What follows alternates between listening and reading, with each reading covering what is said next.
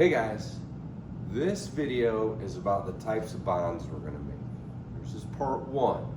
Part two is going to talk about dot structures. There are three types of bonds. You can see I got them in my fall colors here. We're going to start with the orange. This is an ionic bond. Cannot stress this enough. Ionic bonds occur between a metal and a non-metal. That's how they come together. You got to remember number of valence electrons, all right?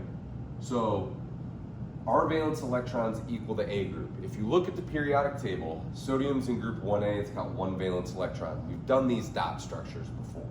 Aluminum's in 3A, it's got 3 dots, 1, 2, 3. Magnesium's in 2, oxygen's in 6, and chlorine is in 7A. The way that this operates is we have the attraction of oppositely charged ions. They have high melting points and they conduct electricity in water. The way that this operates is we have a transfer of electrons. So if I take sodium with its 1 electron, and I take chlorine, which has got 7,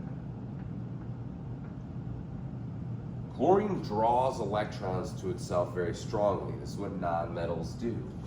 So this 1 valence electron is going to move over to chlorine, and Na becomes +1, and Cl becomes -1, and they attract. This is our oppositely charged ions attract.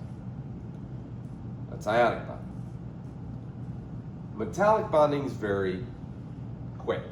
It happens with just metals: iron, zinc, silver, gold, copper, titanium, sodium, or alloys, which are mixtures of metal, like steel or brass or things like that.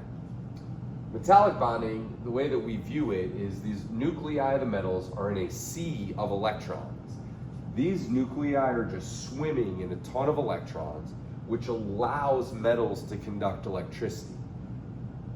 This also allows metals to be malleable, which means you can hammer them into thin sheets, right? Ductile means they can be drawn into a wire. You can hammer this into a thin sheet by whacking it with a hammer and moving these nuclei around. Ductile works the same way.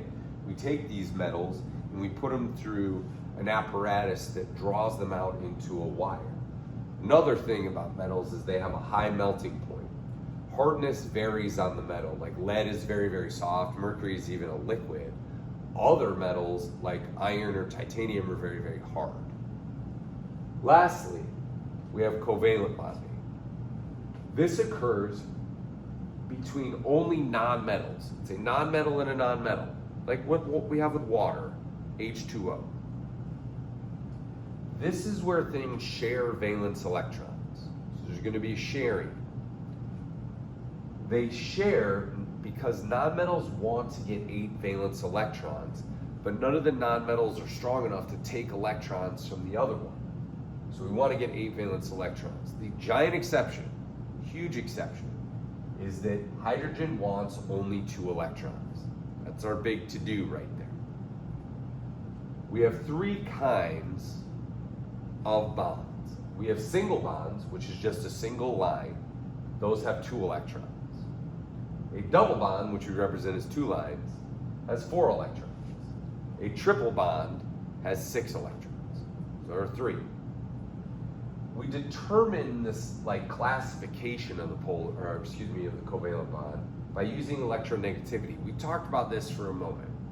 Electronegativity is the ability of a nonmetal to pull electrons towards itself in a covalent bond. So our 2 classifications of bonds are polar and nonpolar.